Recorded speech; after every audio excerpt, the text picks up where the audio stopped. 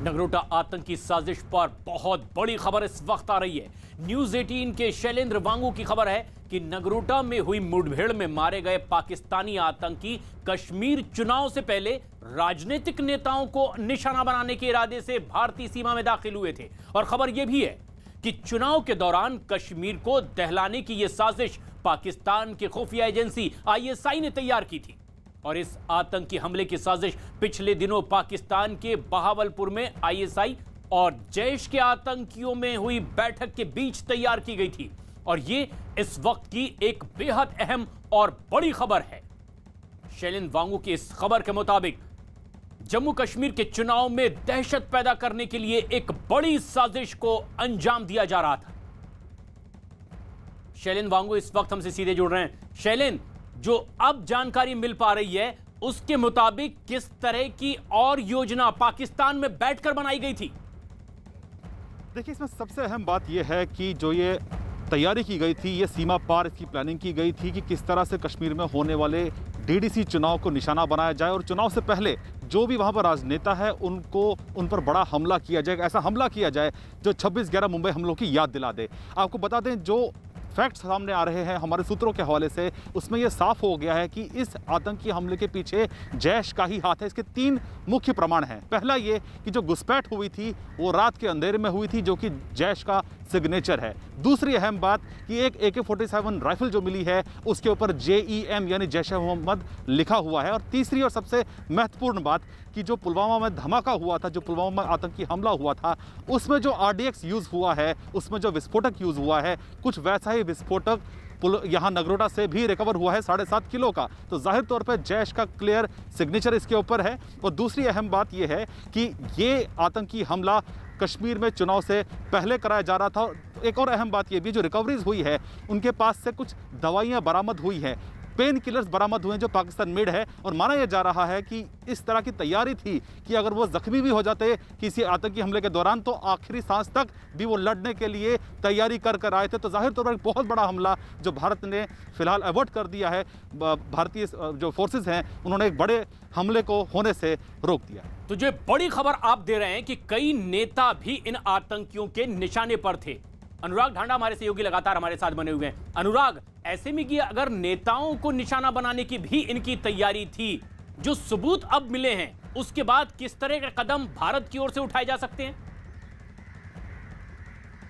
देखिए, भारत की तरफ से ऑलरेडी पाकिस्तान के उच्चायुक्त को बुला करके तलब करके अपनी नाराजगी जाहिर की गई और उसमें क्लियर तौर पर यह कहा गया है कि डेमोक्रेटिक प्रोसेस को डिसरप्ट करने की कोशिश पाकिस्तान की तरफ से की गई है, जिसके कि पुख्ता सबूत भारत के पास है। तो वो इन तमाम चीजों की तरफ ही इशारा करता है कि डेमोक्रेटिक प्रोसेस, फिलहाल DDC के इलेक्शन वहां पर होने वाले हैं, जिसकी तमाम तैयारियां मुकम्मल हो चुकी हैं। और वो अभी आप अगर देखें तो 28 को उसका पहले फेज की वोटिंग होनी है। तो उस लिहाज से अगर देखें तो जो तमाम उम्मीदवार हैं उनकी सुरक्षा को लेकर तमाम सुरक्षा एजेंसियां पहले से ही सतर्क हैं। और इस तरीके की साजिश सामने आई, इसलिए पाकिस्तान को सीधे तौर पर कम्युनिकेट किया जा रहा है भारत की तरफ से कि जो डेमोक्रेटिक प्रोसेस है, भारत का जो डेमोक्रेटिक सेटअप है, अगर आप उसको डिस्टर्ब करने की कोशिश करेंगे तो भारत उसको बर्दाश्त नहीं करेगा। तो भारत की तरफ से तो बहुत साफ लफ्जों में पाकिस्तान को पूरी साजिश बेनकाब करके एक तरीके से उनके सारे पत्ते खोल के उनके सामने रख दिए गए जी।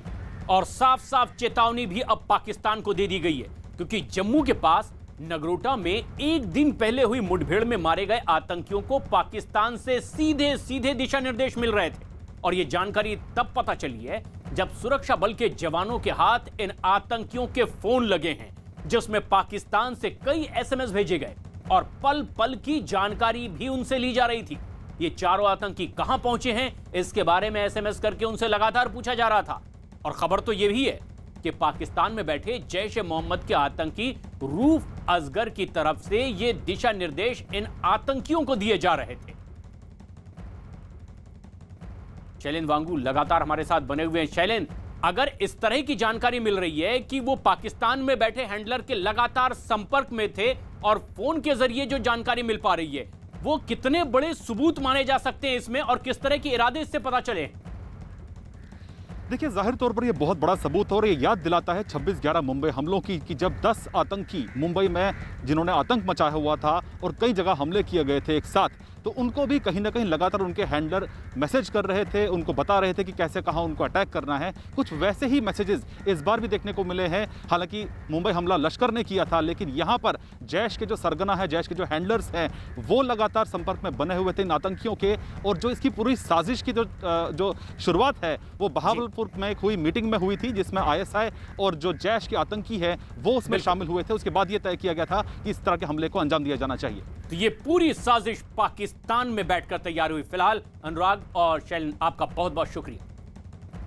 पाकिस्तानी आतंकी संगठन जैश का सरगना मसूद अजहर भारत में हमले करवाने और आतंकियों की फौज तैयार करने के लिए कुख्यात है।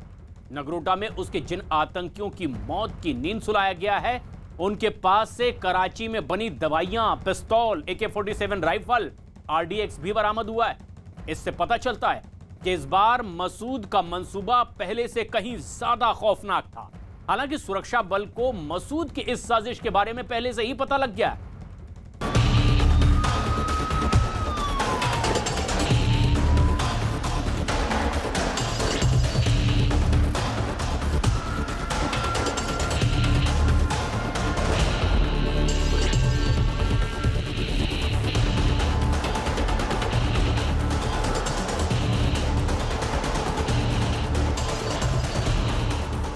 पाकिस्तान की आतंक नीति पर प्रहार।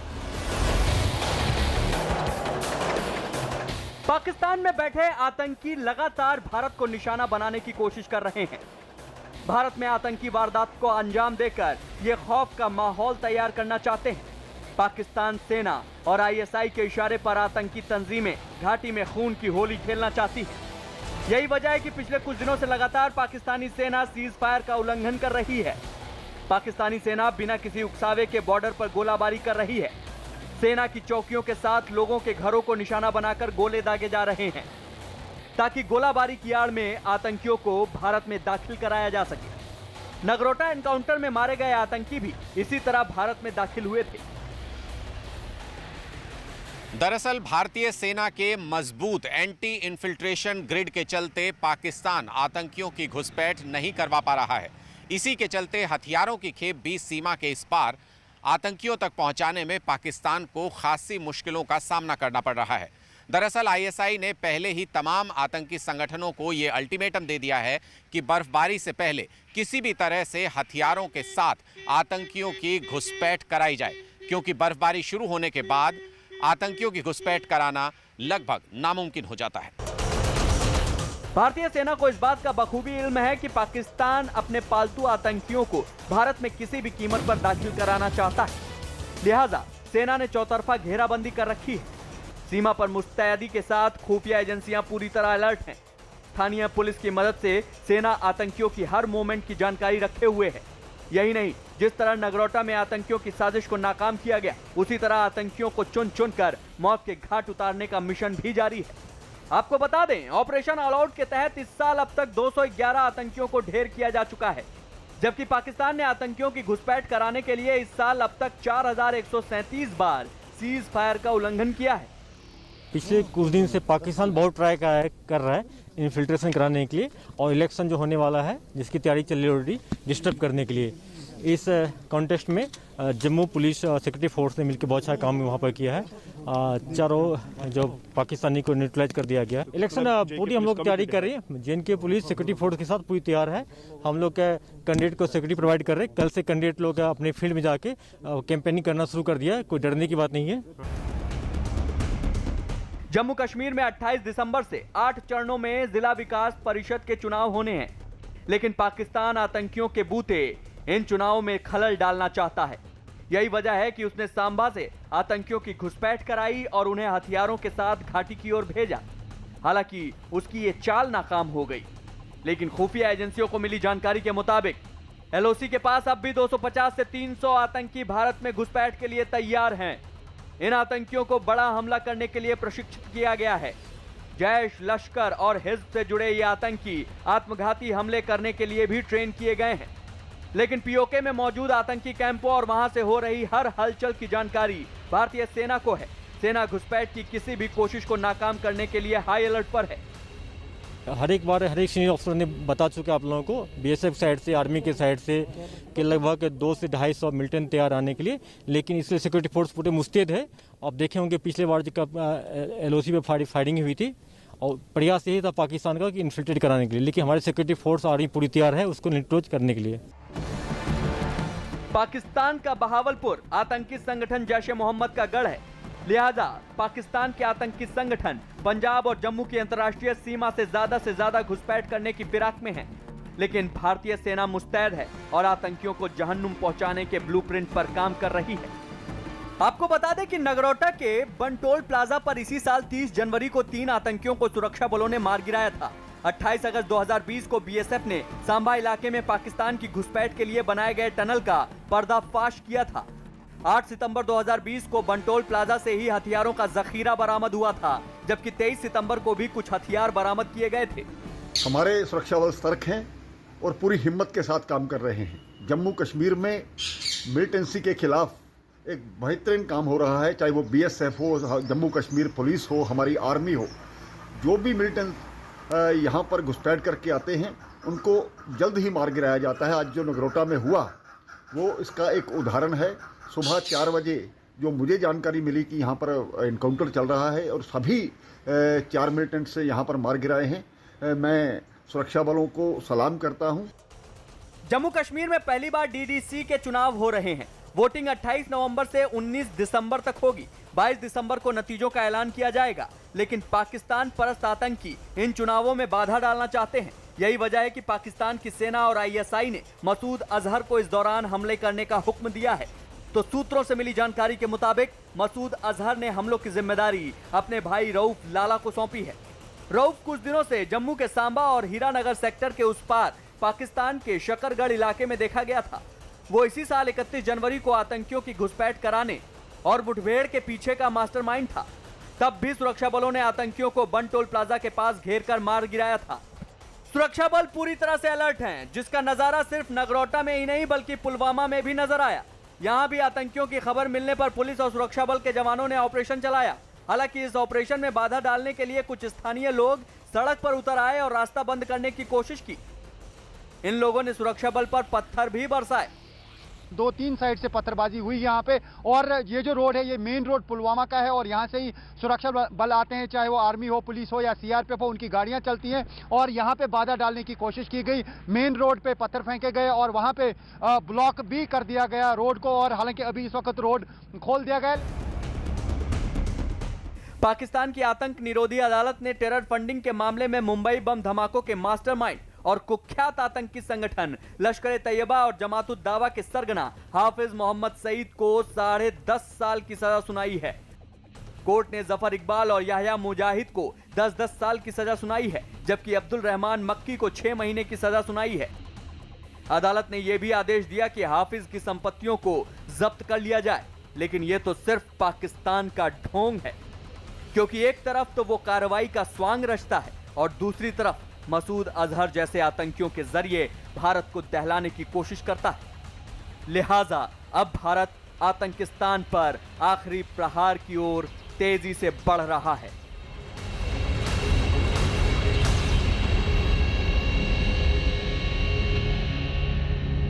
लेकिन इस बीच एक बड़ी खबर भी आ रही है कि पाकिस्तान की नगरोटा आतंकी साजिश पर भारत ने कड़ा रुख अख्तियार किया है। विदेश मंत्रालय ने इस मामले में पाकिस्तान के राजनयिक को तलब किया है और कड़ा ऐतराज जताया है।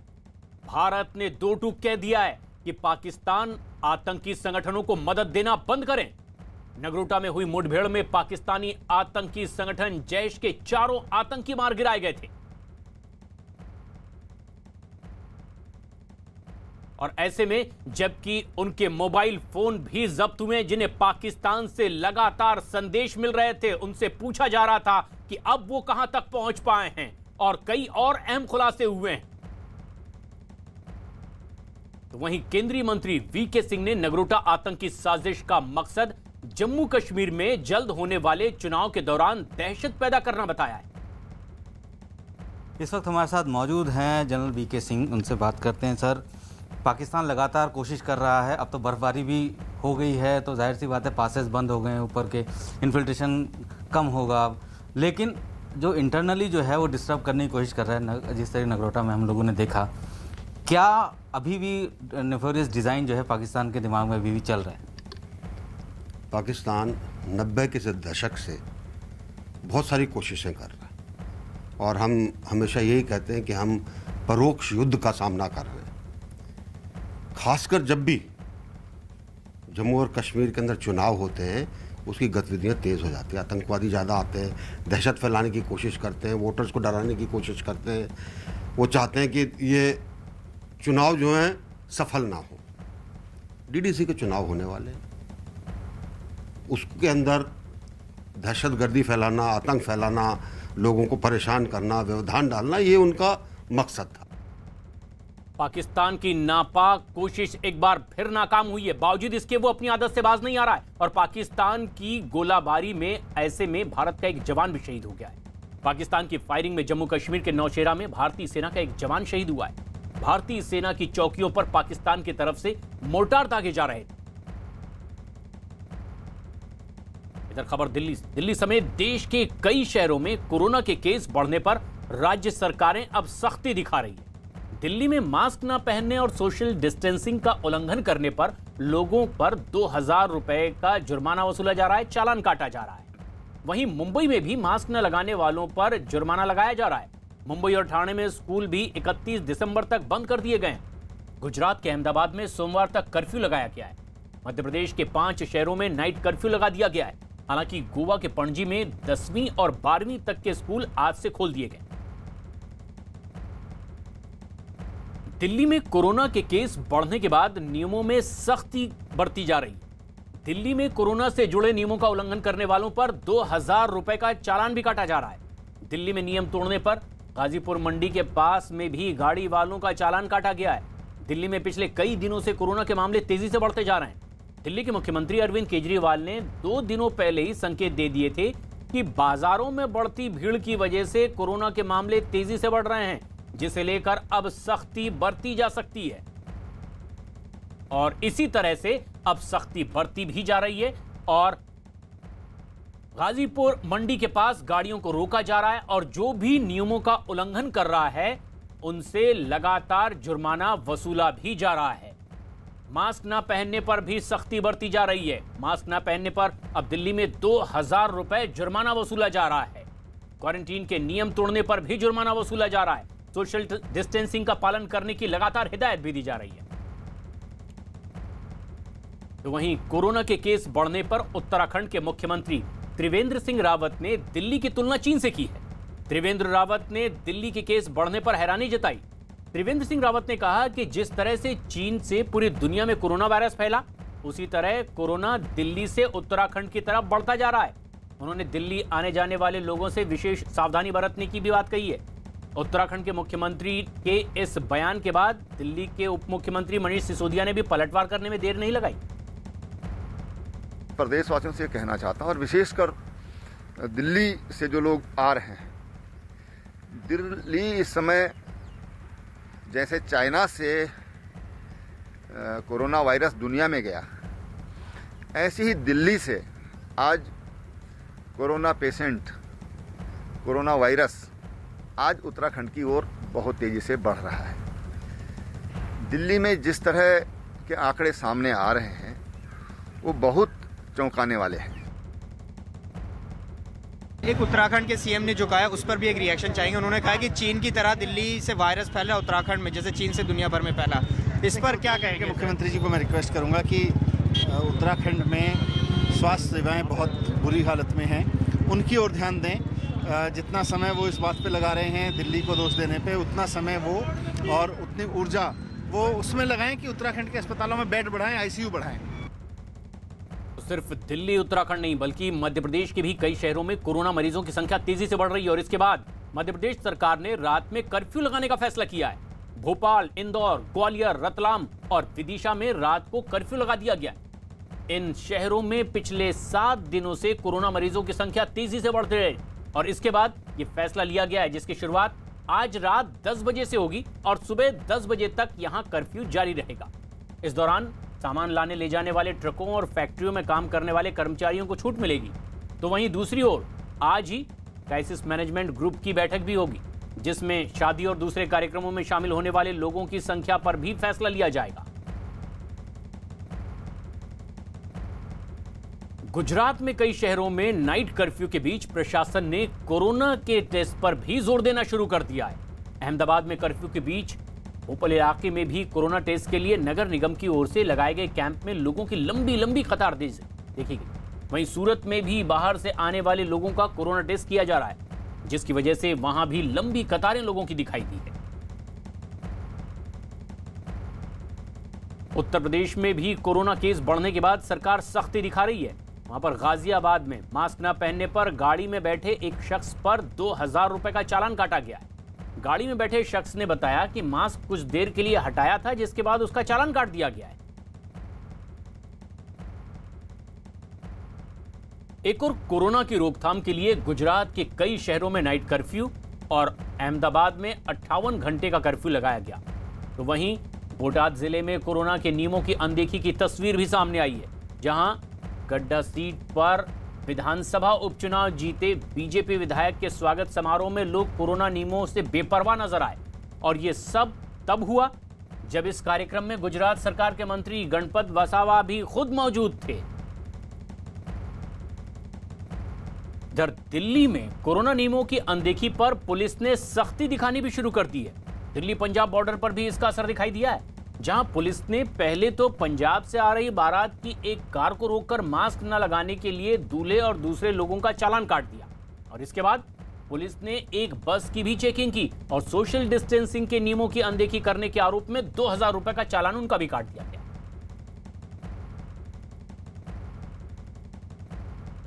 और एक बड़ी खबर इस वक्त की, फिल्म इंडस्ट्री के ड्रग्स कनेक्शन पर मुंबई से यह बड़ी खबर आ रही है। एनसीबी ने मुंबई के अंधेरी इलाके में कॉमेडियन भारती सिंह के घर पर छापेमारी की है और वहां से ड्रग्स मिलने के दावे भी किए हैं। न्यूज 18 के आनंद तिवारी की खबर के मुताबिक आज सुबह एनसीबी की टीम ने भारती के घर पर छापा मारा है और इसके बाद भारती और उसके पति हर्ष को पूछताछ के लिए हिरासत में ले लिया गया है। एनसीबी की टीम पिछले कई घंटों से दोनों से पूछताछ में जुटी हुई है। एनसीबी ने भारती के घर से मोबाइल फोन, लैपटॉप और दूसरे इलेक्ट्रॉनिक गैजेट भी जब्त कर लिए हैं और तफ्तीश लगातार जारी है।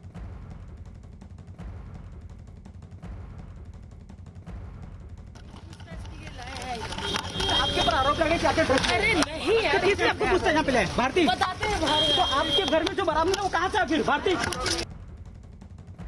भारत भर में सैकड़ों शहर स्वच्छता के बुनियादी ढांचे और कचरे के बढ़ते ढेर जैसे मुद्दों से जूझते नजर आ रहे हैं। ऐसे में शहर आंध्र प्रदेश के वारंगल से प्रेरणा ले सकते हैं, जो आशा और सशक्तिकरण का एक मॉडल बन गया है।